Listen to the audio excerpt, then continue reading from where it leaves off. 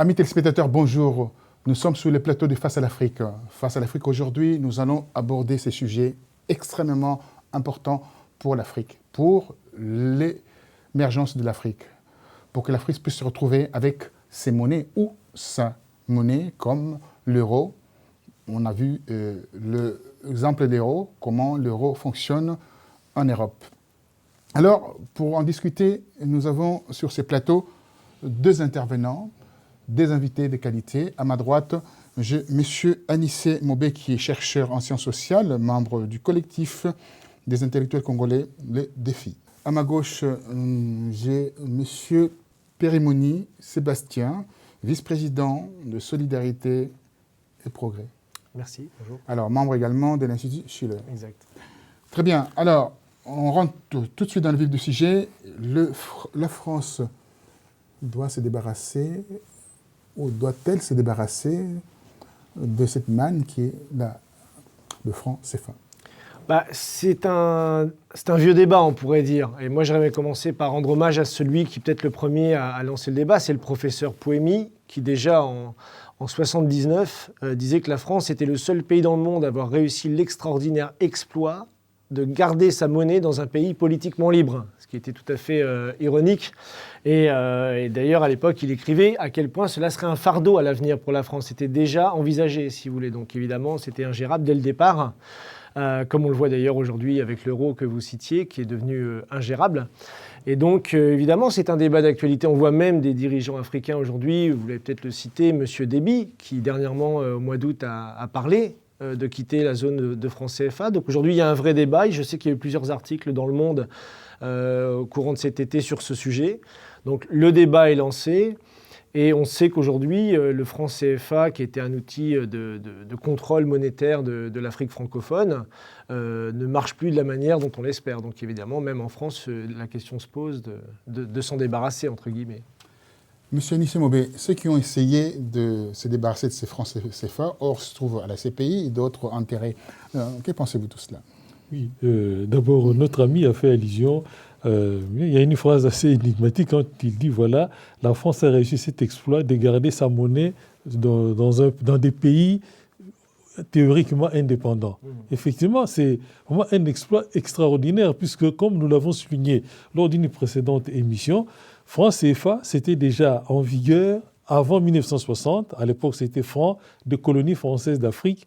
Après les indépendances africaines, on garde toujours les francs CFA, donc même appellation, à ce moment-là, c'est franc de la communauté financière d'Afrique. C'est assez bizarre. Alors, quand j'entends dire que M. Déby propose, ce sont des gesticulations, est-il réellement le mieux placé, le mieux qualifié pour le faire? Et quand bien même il le souhaiterait, ce qui n'est pas sûr, je crois qu'il est point et main lié par des accords, notamment actuellement, des défenses avec la France pour compte tenu de la politique de défense de la France dans les pays d'Afrique, notamment le Tchad, qui est considéré aujourd'hui comme étant une pièce maîtresse dans les dispositifs français en Afrique. Non, je pense qu'il est grand temps, et peut-être des émissions comme celle-ci ou des ouvrages comme celui du professeur Pouemi, devrait contribuer à une véritable prise de conscience des masses populaires. Ce sont les sociétés civiles qui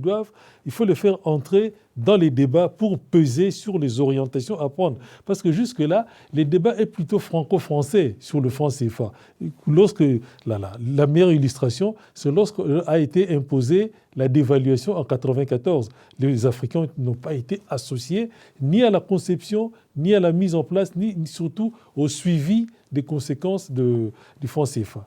Alors, au niveau des conséquences, on voit quand même, je ne m'a pas répondu d'ailleurs, je reviens vers vous pour poser cette question. Celui qui veut se débarrasser de cette monnaie se retrouve souvent ou indexé par la France, ou ramené à la CPI, manu militari, ou également enterré. Oui, donc c'est là où il y a quand même un débat en Afrique qui émerge, évidemment, il y a des positionnements, etc. Mais il y a quand même un débat qui émerge en Afrique. Ceux qui ont essayé de s'en débarrasser. Et encore une fois, si on se rappelle, je crois que c'est en 1900, si je ne me trompe pas, 1984, vous avez Modibo Keïta, ou en 82, qui fait un célèbre discours sur la création d'une monnaie nationale et de la création d'une vraie banque nationale de crédit malien. donc en 1982 ou 84, j'ai oublié, mais où il y a un vrai débat. Et il réussit pendant quelques années. Alors évidemment, quelques années plus tard, il sera destitué, on va rester poli. Mais le débat ne date pas d'hier. Et il y a des volontés en Afrique qui sont souvent marginalisées, évidemment. Mais on voit que ce débat finalement avance et qu'on peut avoir des gens qui malheureusement aujourd'hui se font enterrer ou virer de leur pays parce que justement il y a non seulement un débat mais il y a aussi une volonté d'y arriver. Et on sait que malheureusement ce qui s'est passé en Libye ces dernières années, on avait un dirigeant Kadhafi qui était loin d'être parfait mais qui poussait à ce type d'émancipation de l'Afrique via des monnaies nationales. Donc il y a... Alors on peut considérer maintenant au niveau de rapport, il y a un rapport des forces entre la Banque des France et les banques qui gèrent en fait, c'était la zone franc. Alors, comment peut-on faire pour se désolidariser de la Banque de France ? Bon, je reviens sur Modibo Keïta, mais Modibo Keïta, comme Sékou Touré, c'était déjà au lendemain des indépendances. C'était pas 1984, donc, puisque le Mali a quitté la zone franc CFA dès 1962, tandis que Sékou Touré n'a pas voulu y adhérer depuis, et tout comme le président Olympio du Togo, qui évidemment a été assassiné en 1963. Bon, donc ça c'est un. Deuxièmement, comment faire pour qu'on se désolidarise de la Banque centrale, la Banque de France ? Vous savez, il y a beaucoup trop d'intérêts en jeu, non seulement des intérêts économiques ou financiers, on pourrait peut-être comprendre, mais beaucoup d'intérêts politiques personnels. La survie politique de beaucoup des dirigeants dépend de l'attachement, ou plutôt de la servitude financière à l'égard de la France, donc c'est-à-dire l'appartenance à la zone franc CFA. Donc ça, c'est un. Deuxièmement, les élites, parce qu'il ne suffit pas qu'il y ait tel ou tel dirigeant qui exprime des velléités de s'émanciper de la zone franc. Encore faudrait-il que les élites des différents pays africains, mais vraiment, il faut que les niveaux de ces élites atteignent une masse critique pour peser par rapport aux technocrates français, ce qui n'est pas toujours le cas, puisque les élites africaines, notamment celles qui dirigent, celles qui sont dans les cercles du pouvoir, sont aujourd'hui quasiment toutes acquises au catéchisme de la Banque mondiale et du FMI. N'oublions pas que la dévaluation a été aussi imposée en partie par la Banque mondiale et le FMI. C'est que pendant très longtemps, la France, comme ça, les francs CFA a vécu sur des illusions, par exemple la parité par rapport à la France, la convertibilité, mais tout cela fait que ça profitait surtout aux dirigeants africains en termes de prébende, en termes de rente, et aussi aux grandes industries françaises. Mais en même temps aussi, il ne faut pas oublier que il y a des ONG comme Survie, par exemple, qui a mis en exergue que souvent, ce sont les gouvernements africains, donc des pays pauvres, qui alimentaient les caisses des partis politiques français. Donc vous voyez qu'il n'y a pas que la Banque de France qui est en jeu. Il n'y a pas que les banques africaines, par exemple la banque de BCAO, donc la Banque de l'Afrique de l'Ouest, ou la BAD, qui sont en compétition. Au contraire, elles peuvent être parfois politiquement court-circuitées par des intérêts qui sont d'un poids excessif. Alors, quand on regarde ces banques que Méchanissé Moribe vient de citer et d'énumérer, on peut se rendre compte d'une seule chose, il n'y a pas une certaine dépendance dans ces banques, ces multibanques qui existent en Afrique, qui est la banque au niveau de l'Afrique de l'Ouest, la banque au niveau de l'Afrique centrale. On s'est dit, au niveau des droits de veto, ils ont les droits de veto. La France a les droits de veto sur ces banques. Croyez-vous vraiment que ces dispositifs vont permettre à l'Afrique de s'en sortir monétairement ? Aujourd'hui, non, on le voit. Souvent, il y a une idée fausse, et là, je m'adresse aux gens français qui nous écoutent. Il y a une idée fausse, c'est que l'Europe aide l'Afrique. Mais comme dénonçait le professeur Agboou, d'ailleurs dans son livre qui s'appelle « Le franc CFA et l'euro », que j'ai là, qu'on peut montrer peut-être pour ceux qui ne l'auraient pas lu, mais c'est pour ceux qui veulent comprendre le mécanisme de ce qu'il appelle le nazisme monétaire. Là, il y a toutes les informations. C'est que l'idée fausse, c'est que l'Europe aide l'Afrique. Mais en fait, aujourd'hui, c'est l'Afrique, depuis la mise en place du franc CFA, qui est créancier. Aujourd'hui, les études, même des études des Nations Unies, prouvent qu'en 15 ans, c'est plus de 1400 milliards qui a fui l'Afrique par ce mécanisme monétaire et par d'autres mécanismes, pas entièrement liés à la zone CFA, mais qui est un des grands mécanismes du fait de la dévaluation. Et il explique très bien, avant dévaluation, par exemple, on a un ananas pour 50 francs CFA, après on en a 2 pour le même prix, et après en passage à l'euro, on en a 6, et à la fin on en a 20 pour le même prix. Donc en 20 ans, on a aspiré les matières premières en gardant le même prix de base pour les Africains. Et la double peine, c'est que la dette, évidemment, dans l'autre sens, quand on dévalue, la dette augmente pour les pays africains qui vivent de plus en plus d'importations, puisque leur a imposé des industries d'exportation et pas des cultures vivrières et de manufacture. Donc il y a une double, voire une triple peine de ce point de vue-là, et des idées fausses qui sont répandues sur le fait que nous, on aiderait l'Afrique, alors qu'aujourd'hui, l'Europe est en faillite d'un point de vue monétaire et financier. L'euro est en faillite aujourd'hui, on le voit, les marchés ne tiennent qu'à un fil. On renfloue 60 milliards par mois les banques privées européennes aujourd'hui. Et si on n'avait pas le franc CFA et le pillage qu'on a fait en Afrique, je crois que l'Europe serait déjà depuis bien longtemps en faillite. En faillite. Alors, on dit l'Europe est en faillite. On l'a dit, on le répète souvent que l'Europe est en faillite. Mais l'Europe est soutenue par des bourses de matières premières, etc. En Afrique, on n'a pas de bourse de matières premières. Comment voulez-vous soutenir une monnaie si on venait à créer une monnaie en Afrique? Bon. Il y aura tous des mécanismes à créer. Hein. Les Africains, en tout cas, les masses, les sociétés civiles, il faut revenir aux sociétés civiles, ont fait preuve de beaucoup de créativité par ce qu'on a appelé l'économie informelle. En réalité, des activités souvent des premiers plans de production de biens et des richesses qui ont évité, dans beaucoup de cas, de sombrer dans la famine, de sombrer vraiment dans la misère, notamment à cause de la faillite des États et de cette politique imposée par les États, notamment du Nord. Je pense que l'intervention de notre ami nous conduit à aborder une question essentielle, la politique, la coopération au développement, dite au développement. Est-ce que cette politique de coopération au développement a-t-elle été bénéfique pour l'Afrique? Si oui, on n'en serait pas là aujourd'hui, notamment à être dans la servitude financière et même monétaire. Deuxièmement, je crois que souvent les Africains, nous sommes en retard par rapport aux évolutions. Les Français anticipent toujours. Par exemple, actuellement, regardez la manière dont la France, qui souvent s'étargue d'être l'avocate de l'Afrique, notamment dans les instances internationales. Vous voyez, les Africains, au sommet de Lisbonne, nous avons refusé l'APE, la partenariat économique, voilà, parce que c'était le néolibéralisme brutal. Les Africains l'ont refusé, et surtout que ça tournait les dos à la politique, par exemple, que nous avons connue avec les accords de aussi bien Yaoundé que les accords de Lomé qui avaient prévu des mécanismes, par exemple des STABEX sismiques qui, justement, compensaient ce que vous avez développé par rapport au prix des matières premières. Voilà. Mais vous voyez que l'APE est vraiment aux antipodes de cette politique-là. Mais vous voyez comment l'Union européenne a réussi à faire signer au pays de la CEDEAO l'APE que l'Assemblée générale des ACP avait refusé. On n'a pas vu la France protester, on n'a pas vu la France intervenir pour refuser qu'on nous impose cette...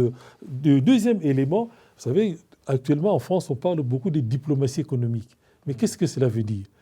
Je n'ai pas encore vu les Africains se poser des questions. C'est que cache cette théorie, ce concept de diplomatie économique. Et deuxièmement, cette diplomatie économique s'accompagne aussi d'un redéploiement des forces militaires françaises en Afrique. Tout cela ne présage rien de bon et surtout, ce n'est pas à l'ombre d'une telle politique que nous pourrions arriver à créer une monnaie et surtout à promouvoir des bourses de matières premières en Afrique, bien au contraire. Bien au contraire. Alors, vous allez bien entendu rajouter par rapport à l'intervention de notre ami Anis Mobé, au niveau de la convertibilité de monnaie, on s'est retrouvé, le franc français est parti, on s'est retrouvé avec l'euro. Alors comment se fait-il qu'on maintient encore le franc CFA dans la zone franc? On devrait avoir un euro CFA si on était cohérent. Mais bon, la nomination en tant que telle n'est pas la plus importante. Aujourd'hui, on a un euro CFA. Le CFA est plus Est-ce que c'est possible? C'est une hérésie. C'est une hérésie, et je dirais africains et européens, même combat. Parce que nous sommes de ceux qui pensent qu'il faut sortir de l'euro, autant que les Africains doivent sortir du franc CFA. Parce que ce type de monétarisme, d'ailleurs c'est intéressant, Pouemi, qui avait fait sa thèse avec Pierre Massé et Maurice Allais à l'époque, lui est un grand défenseur de l'économie physique productive, c'est-à-dire la planification économique, c'est-à-dire le système en opposition au libre-échange, qui est le libre-échange qui concerne tout le monde, les Européens. Aujourd'hui, M. Cheminade avait déclaré lors de sa campagne que ce qui arrivait en Grèce, c'était l'Afrique qui arrivait en Europe. On l'écoute pas souvent et pourtant il a raison. Et il a raison là-dessus parce qu'on voit le niveau de vie. Pourquoi on l'écoute pas souvent? Parce qu'il dit la vérité. Parce que peut-être il dit ce genre de choses et que ça ne plaît pas. Mais ce qui est sûr, c'est que l'euro aujourd'hui est un outil d'esclavage monétaire des peuples européens, comme le franc CFA l'est pour les Africains. Donc on est dans le même panier face à cette oligarchie. Aujourd'hui, la Banque centrale européenne, je parle, est contrôlée pas par les peuples européens. Elle est contrôlée par la City de Londres, Wall Street et les grandes banques, les fameuses too big to fail, comme on dit, les grandes banques américaines la plupart du temps. Donc on est dans le même panier, si vous voulez. C'est là, il ne faut pas opposer la France et l'Afrique. On est dans le même panier. Il y a un système monétariste en opposition au système que prônait Pouemi d'économie physique, productive, c'est-à-dire de souveraineté nationale. La monnaie, c'est un idiot, comme on dit. Elle fait ce qu'on lui demande de faire. Et aujourd'hui, tant qu'il n'y aura pas un retour aux souverainetés monétaires dans les pays africains, que ça passe par un retour, une séparation de l'euro ou la création d'une monnaie nationale avec des institutions nationales, peu importe, il n'y aura pas de perspective d'amélioration possible, en tout cas en ce qui concerne une économie, une politique monétaire cohérente, particulière à un pays de ces zones concernées. Est-ce que vous pouvez rajouter quelque chose là-dessus en disant clairement qu'on peut espérer de voir la chute de l'euro, donc la disparition de l'euro pour que le franc disparaît aussi en Afrique, c'est ce que je peux comprendre. Cher ami, voilà. Oui, nous devons entretenir l'espoir d'une meilleure société. Il faut entretenir cet espoir et surtout le construire par des combats. Le combat doit aussi être intellectuel. Tout à l'heure, vous avez dit pourquoi on n'écoute pas M. Cheminade. Mais c'est parce qu'il n'est pas dans l'orthodoxie. Ce qui veut dire qu'il faut construire d'autres concepts. Il faut se battre aussi sur ces terrains-là pour faire valoir nos idées, nos projets. Donc, nos idées doivent être porteuses d'un grand projet pour créer des alternatives qui soient crédibles. Mais cela aussi doit se reposer sur des rapports de force. Parce que ces gens-là, regardez aujourd'hui, les négociations transatlantiques, comme on dit, pour le libre-échange. Qui en parle? Les médias n'en parlent pas. On parle d'autres choses. Et pendant ce temps-là, des accords qui vont bouleverser, vont empoisonner la vie des gens, la vie concrète des gens. Et bien, ces accords sont en train d'être signés, d'être avalisés, vraiment à notre insu. Le traité transatlantique est un exemple pour l'Europe, par exemple. Bon, alors, il y a quelque chose qui va se passer la semaine prochaine ou la semaine d'après, et je crois que vers la fin du mois, il y aura une manifestation devant la fabrique de francs CFA à Clermont-Ferrand. Quelle allume portez-vous par rapport à cela? Alors, je dois être à Clermont-Ferrand le 26 septembre, donc je ne sais pas si ça coïncidera, voilà, mais j'aimerais bien aller. Non, c'est presque comique. Ouais. C'est presque comique de voir que la monnaie d'un pays est fabriquée dans un autre. C'est le comique et le tragique de la situation, quelque part, parce qu'on en rigole, évidemment, mais c'est quand même responsable de la mort de millions de personnes depuis des années, cette politique d'esclavage monétaire. Donc on peut dire que c'est un génocide, en fait. Donc on peut dire que c'est une politique de ce que le professeur Agbohou, j'aime bien son expression, j'ai repris, en fait, parle de nazisme monétaire. Alors c'est une expression qui paraît choquante, mais qui n'est pas tant que ça si on réfléchit à ce qu'il dit, puisque lui, il cite un livre de René Sédillot que je conseille, qui s'appelle « Le franc enchaîné ». Qui date de 1945, où justement, il explique dedans comment l'Allemagne nazie, qui a envahi la France, applique le même système des comptes d'opération en dévaluant la monnaie française, le franc de l'époque, en la mettant à 20 marks, et donc en ayant un double gain, c'est-à-dire au niveau des importations et des exportations. Et comme ça, elle a fait ça en Pologne, dans tous les pays. Donc il y a une stratégie d'invasion monétaire avec des mécanismes qui datent pas du franc CFA, qui datent bien antérieurement à ça, qui ont toujours été utilisés. Et voilà, donc il y a le côté comique aujourd'hui, parce qu'on est quand même au XXIe siècle, et je pense qu'il y a longtemps qu'on aurait dû être en dehors de tout ça, si on avait écouté Pouemi et d'autres. Mais on y est encore, donc il y a un côté tragique. Et donc la bataille, comme vous disiez aujourd'hui, c'est qu'on doit défendre clairement une sortie, en ce qui nous concerne, de la zone euro, une sortie du franc CFA et de mettre en place les mécanismes. Et comme je le dis souvent, il n'y a pas de raison que les Africains ou les économistes là-bas soient moins intelligents que les pays d'Amérique latine ou d'ailleurs les BRICS pour mettre en place la création de banques d'infrastructures ou de choses, de nouveaux systèmes de mécanismes monétaires. Les BRICS viennent créer une banque de toutes pièces en 3 ans. Pas pourquoi 5 ou 6 pays d'Afrique ne seraient pas capables de le faire. Les banques, vous avez parlé de banques, la BAD. Le rôle de la BAD, c'est quoi alors? C'est de financer de micro-projets, de financer, de développer l'Afrique ou bien entendu d'être copain avec la Banque de France? Bon, c'est une vaste question qui mériterait peut-être encore une émission à elle seule. Hein. Oui, la BAD, on peut s'interroger où est passée la BAD. La BAD a-t-elle été associée à la décision de la dévaluation? Et surtout aujourd'hui, que propose la BAD pour sortir de cette impasse? Est-ce qu'elle est partie prenante au débat qui s'amorce même en Afrique sur la question de savoir s'il faut quitter ou ne pas quitter la zone franc CFA? Oui, c'est une vraie question. Moi, je dirais que l'histoire de l'Afrique, souvent d'un point de vue européen, on a l'idée que c'est l'esclavage, qu'il soit physique il y a plusieurs siècles ou monétaire aujourd'hui. C'est toujours le cas avec le franc CFA. Mais je pense que cet esclavage, c'est ce qui a mis fin à l'histoire de l'Afrique. Pour faire référence à ce que disait M. Sarkozy, que l'Afrique n'était jamais rentrée dans l'histoire. Donc je pense que l'esclavage physique et monétaire a mis fin à l'histoire de l'Afrique. L'heure est venue tout simplement de reprendre le combat, on pourrait dire, et de mettre fin à ces zones d'esclavage monétaire, disons les choses telles qu'elles sont, et de relancer les grands projets. L'expression nazisme monétaire est très intéressante. Vous savez que les nazis, en arrivant en France, ils ont dévalué les francs français de l'époque. Au moment de la libération, les Américains avaient déjà imprimé de dollars français. Parce que, il a fallu non seulement le courage, mais la détermination du général de Gaulle pour endiguer ces processus. Et c'est comme ça que de Gaulle a été presque obligé de garder dans la nouvelle administration qui allait commencer, même des anciens collabos, parce qu'il fallait donner la preuve que l'État gaulliste qui allait se créer disposait d'une administration. Mais au même moment où de Gaulle refuse que les Américains imposent à la France une monnaie, lui, il crée les francs CFA.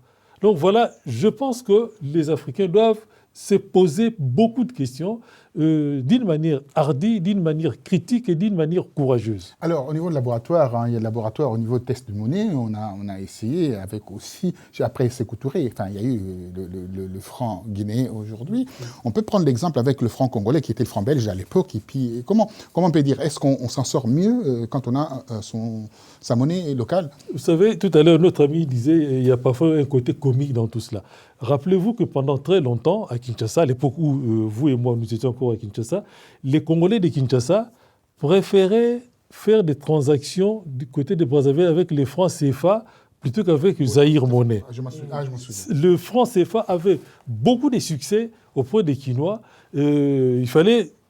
Vraiment, c'était avoir des francs CFA, mais vous étiez adulé à Kinshasa. Actuellement, voilà. Et actuellement, quand nous envoyons un peu d'argent à nos familles, c'est toujours libellé en dollars et non pas en francs congolais. Donc, il y a vraiment des problèmes. C'est-à-dire que tout simplement parce que il ne suffit pas d'avoir une monnaie, encore faudrait-il avoir une politique économique et une politique monétaire qui soit cohérente, qui soit une politique donc, au service d'une économie de développement et non pas d'une économie donc, financiarisée comme nous le connaissons aujourd'hui avec le néolibéralisme. Donc le débat au-delà du franc CFA ne doit pas seulement être un débat purement technique, mais ça doit être un débat de société, un débat de choix des sociétés portant sur des enjeux majeurs. À quoi sert l'économie? Qu'est-ce que pour nous l'économie? Est-ce développer, produire et développer et se partager le plus équitablement possible ou au contraire produire parce que en se focalisant sur notamment des produits d'exportation parce qu'il faut satisfaire telle ou telle filière. Donc ça, c'est un véritable débat de fond. Alors, comment rétablir, en fait, en termes d'économie? Parce qu'en termes aussi de transformation de produits, là, on voit avec la Côte d'Ivoire essayer de transformer son cacao sur place et créer aussi un produit local. Mais ils seront butés par un problème qui est assez important, la bourse de matières premières. Alors, comment faire dans ce cas-là? Donc, même si on a sa monnaie locale, on va se retrouver avec ce problème d'échange. Oui, mon cher ami, on revient au même problème. Qui est à la tête de la Côte d'Ivoire actuellement? Quelle est sa philosophie en matière politique économique? C'était l'ancien...